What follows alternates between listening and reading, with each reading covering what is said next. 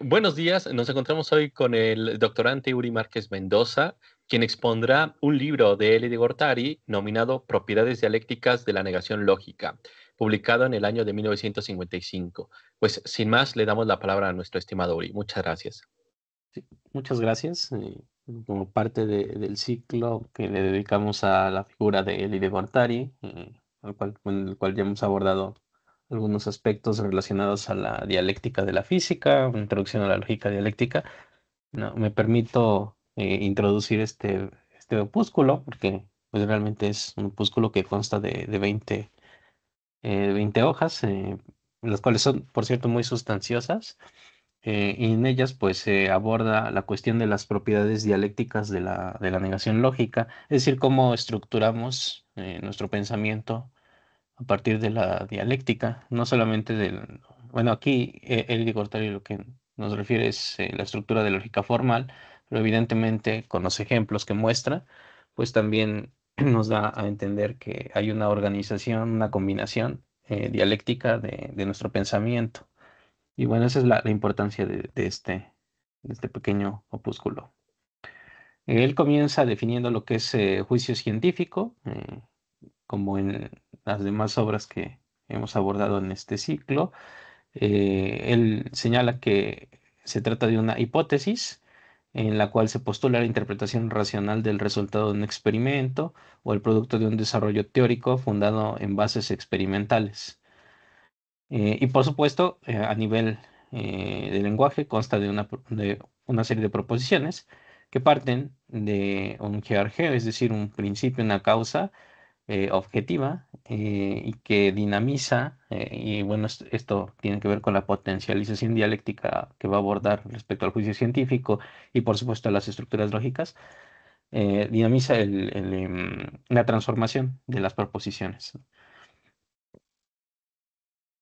En mi intervención anterior, Eli de Guattari nos mostraba una clasificación de 16 proposiciones, que es que bueno, ahora nos los ofrece como una combinación de 14, pero bueno, antes de ello, también entra en la cuestión de la definición del juicio. Rápidamente es esto, ¿no? Son dos términos lógicos, que es la simétrica en cuanto a la inversión de la conexión formulada en el juicio, que consta, pues, sabemos de sujeto y predicado, y la asimétrica en cuanto a la intensidad de la determinación. Para Eli de Guattari no hay una univocidad en la concepción del sujeto o del predicado, porque pueden ser términos inversos. Y esta tabla que está al final del escrito, la coloqué aquí al principio porque, bueno, me parece relevante tener en cuenta la simbología que va a usar. Él la retomó del libro de Mathematical Analysis of Logic de Boole de 1948. Y bueno, él lo titula como símbolos y leyes elementales. Aquí están los símbolos que va a usar el significado del símbolo. Para uno es la existencia, afirmación, veracidad o cumplimiento del conjunto. El cero es la inexistencia o la negación o la falsedad o incumplimiento del conjunto. Básicamente cumplimiento e incumplimiento. X, Y, Z son las clases de procesos o de aspectos de los procesos. Y bueno, la materia combinatoria, que son las clases opuestas, respectivamente el conjunto A, en las cuales están incluidos los procesos o los aspectos contrarios. Y esto es interesante porque, bueno, como señalaba en su concepción del juicio, si hay una inversión, no hay una univocidad, por supuesto, entre sujeto y predicado, porque no constan de una sustancia única, sino que son efectivamente clases en proceso, es decir, conjuntos, pero que se ven a partir de clases de procesos, aspectos de procesos, ¿no? X, Y y Z. Y el hecho de ser proceso, pues, le resta bastante univocidad a la concepción clásica o formal de sujeto y predicado. Es decir, que el juicio, en términos de sujeto o predicado, solamente bueno, es meramente nominal, ¿no? Y por supuesto tenemos ya aquí también la cuestión de las sumatorias, que es la simultaneidad en el cumplimiento o en el incumplimiento de varias clases, ¿no? Y bueno, él nos ofrece esta primera combinación, que es con la que abre el escrito. Nos señala que son las combinaciones entre estos enlaces que se establecen 14 relaciones distintas que constituyen las formas simples del juicio, a diferencia de las 16 que, por ejemplo, ofrecía él en Introducción a la Lógica Dialéctica. Y bueno, hay que mencionarlas. Una vez más, son a las que ya él ha aludido, pues el prófasis, prófasis inversa, antífasis, antífasis inversa, conjugación, discordancia, discordancia inversa, heterófasis, inclusión, incompatibilidad, implicación, implicación inversa, exclusión y reciprocidad. Para cada una, en este escrito, a diferencia del que nos presentaba en Introducción a la Lógica Dialéctica, aquí nos presenta ejemplos, ejemplos en términos formales, también lingüísticos, y bueno, eso es lo que traje en esta ocasión, ¿no? Los ejemplos que él nos ofrece en términos proposicionales. Para el caso de prófasis, nos dice se considera a un elemento en términos de integridad tanto en su coincidencia con el otro término como en su falta de coincidencia con este. Bueno, expresado en esta simbología. Y el ejemplo que nos da es el número pi tiene representación geométrica o no, sea trascendente o no. La prófasis inversa se considera un elemento del otro término en su integridad, ya sea que coincida o no con el primer término. Y el ejemplo que nos da, siguiendo el de la prófasis, es el número pi es trascendente, es decir, aquí vemos como lo que les decía, ¿no? La predicación pasa a la primera proposición. El número pi es trascendente, coma, tenga representación geométrica o no. Por antífasis se entiende la consideración de un elemento del opuesto a un término en su conjugación y en su falta de conexión con el otro término.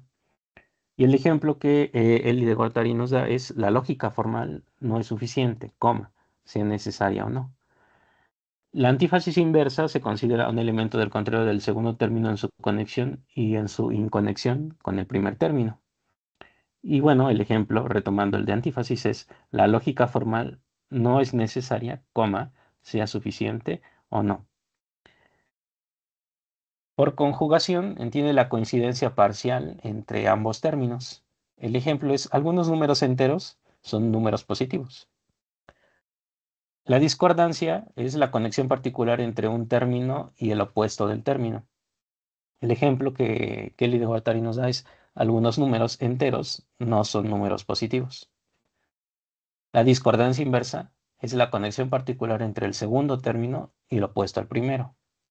El ejemplo siguiendo el de discordancia es, algunos números positivos no son números enteros.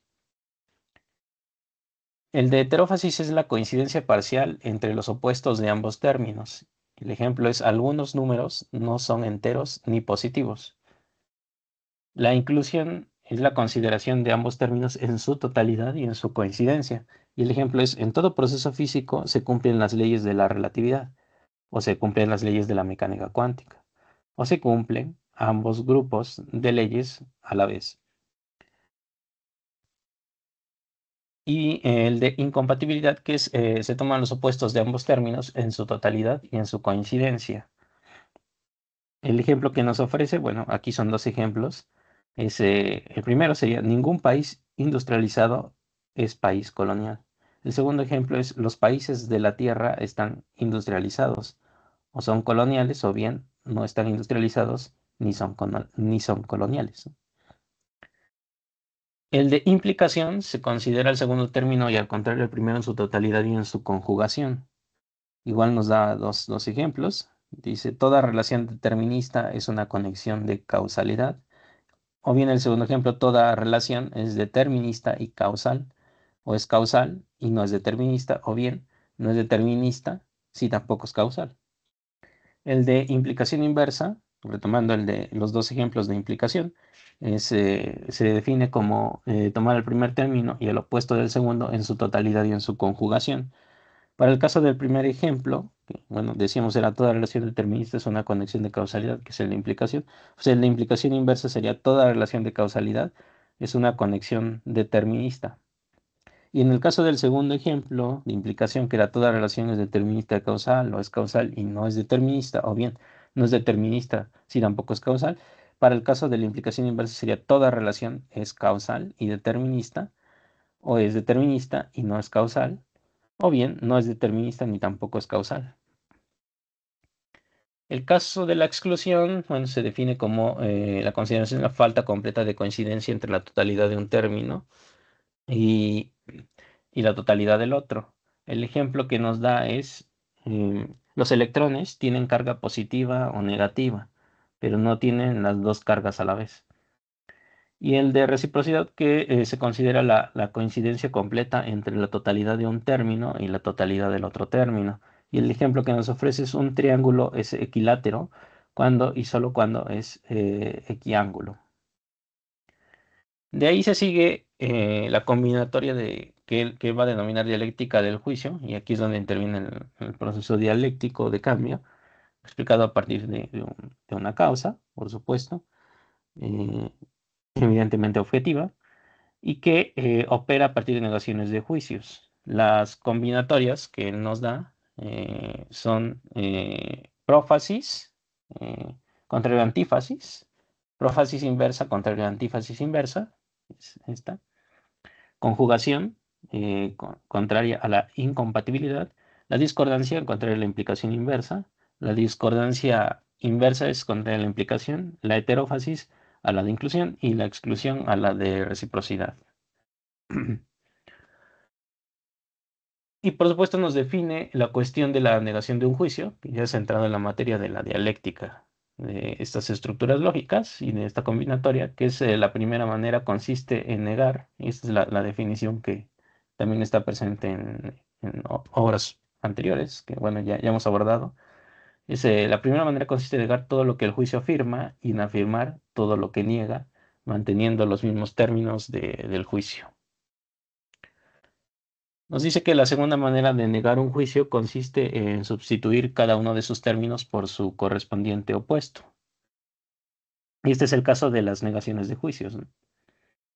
Pero también nos ofrece una combinatoria que él denomina juicios opuestos, que se forma a partir de esto, de la negación de un juicio, que es la de prófasis opuesta a antífasis, prófasis inversa a antífasis inversa, conjunción heterófasis, discordancia, discordancia inversa, inclusión a incompatibilidad, implicación a implicación inversa, la de exclusión contraria a la propia, la de exclusión, y también la de reciprocidad contraria a sí misma.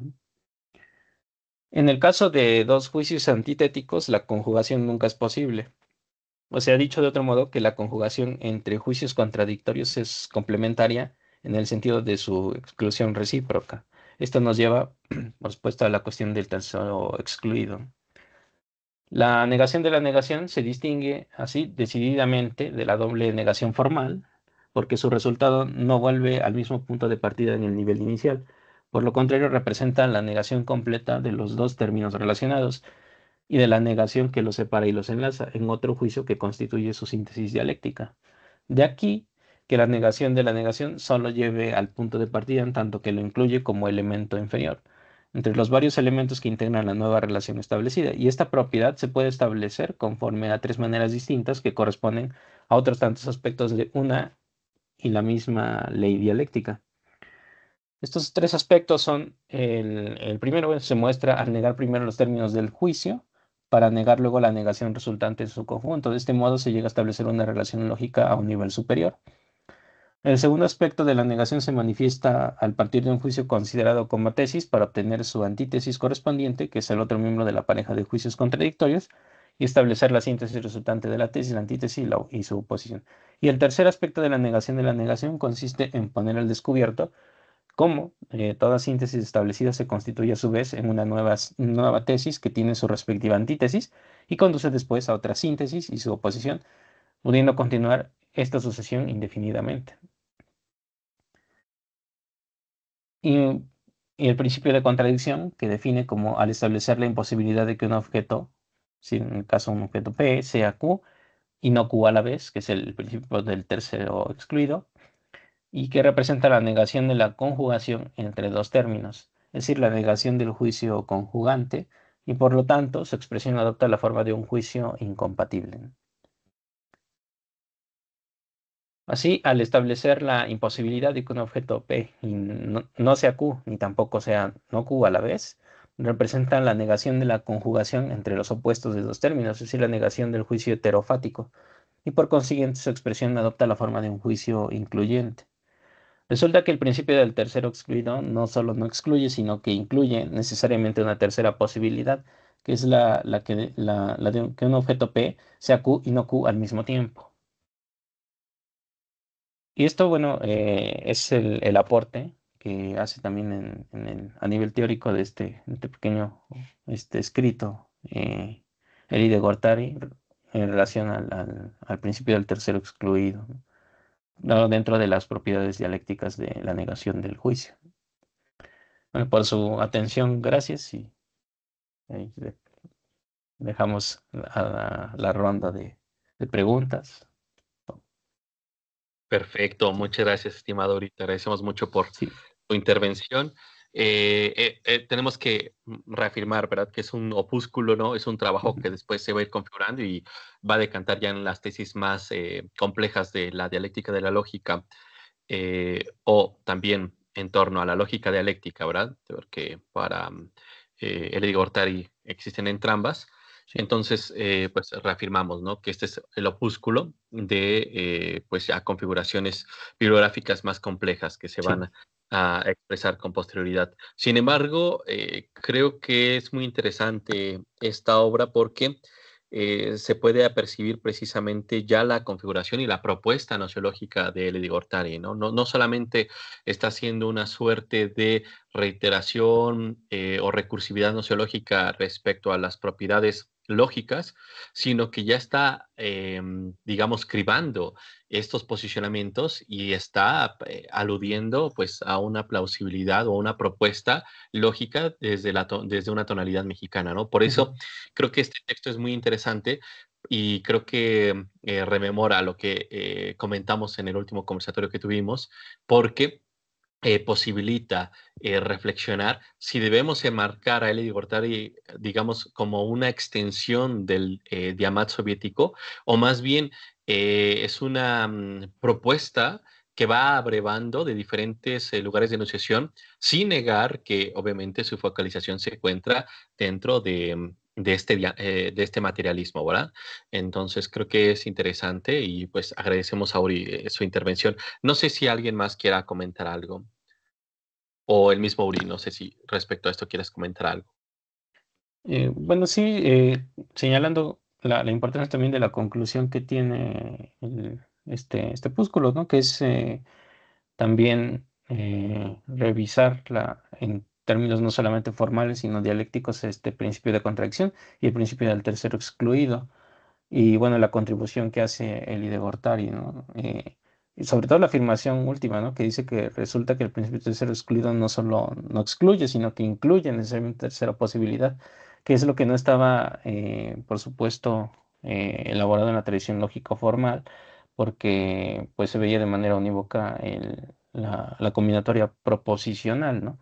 Pero si lo vemos desde este punto de vista dialéctico, pues sí, necesariamente, como dice él, incluye una tercera posibilidad que el objeto P o una entidad P sea al mismo tiempo Q y no Q, ¿no?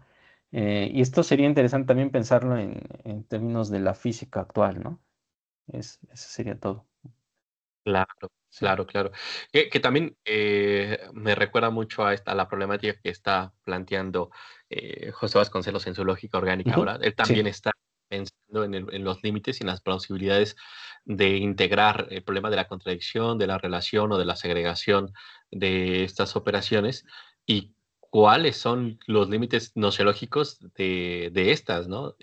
Creo que es interesante. Cada uno va por su vía, ¿verdad? sí. Está claro que pues, Elie Gortari puede desarrollar su proyecto con posterioridad, dado que la lógica orgánica de José Vasconcelos pues ya se encuentra prácticamente pues en el ocaso de su vida, ¿no? Entonces no podemos compararlas en ese sentido, pero sí podemos entender y tener o brindar un puente entre ambas obras, ¿no? Creo que eso también sería muy sugerente. Claro, No sé si Yael o Priel quisieran comentar sí, algo respecto a eso. Muchas gracias, Uri. sí. Hola, sí, buenos días. Pues bastante interesante el texto expuesto. Bueno, por mi parte, pues simplemente quiero comentar que, pues con esto, una vez más, volvemos a, pues descubrir que Eli de Gortari, pues es uno de los grandes filósofos mexicanos y, bueno, en particular, pues con esta estructura lógica, pues me parece importante y creo que debería retomarse en términos de la educación. Me refiero a que debería ser un texto que deberíamos estudiar al comienzo de nuestra formación como físicos. Por desgracia, pues me parece que se está perdiendo ese tipo eh, pues de temas, de cursos. Ya la parte filosófica pues se está perdiendo, pero bueno, qué bueno que Uri nos pudo dar esta explicación de este texto. Perfecto. No sé si Uri quieras comentar algo respecto a lo que dijo Priel en este apartado. Sí, bueno, aludiendo a a mi comentario anterior, que en efecto, para el cierre categoría específico de la física sería relevante ver esta cuestión, sobre todo insisto, en este último aporte. Por ejemplo, estoy pensando, ¿no? Quizá en esta afirmación que señalan ante el de Gortari, de que haya la posibilidad de que una entidad sea a la vez, ¿no? Afirmada y negada, ¿no? En su misma constitución, porque, bueno, pues fueron un proceso, es el problema básicamente también en física de si, bueno, es el problema que señalaban, ¿no? De onda y partícula, ¿no? Presentes al mismo tiempo, ¿no? Y que bueno, aquí el eje Gortari nos los ofrece, pero en el caso del sistema proposicional, ¿no? Que es un aporte, pues, creo, relevante, ¿no? Relevante también para como dice ya él, analogar con estos cierres categóricos específicos entre lógica y física, ¿no? Y ver que también, pues, van en la misma línea, ¿no?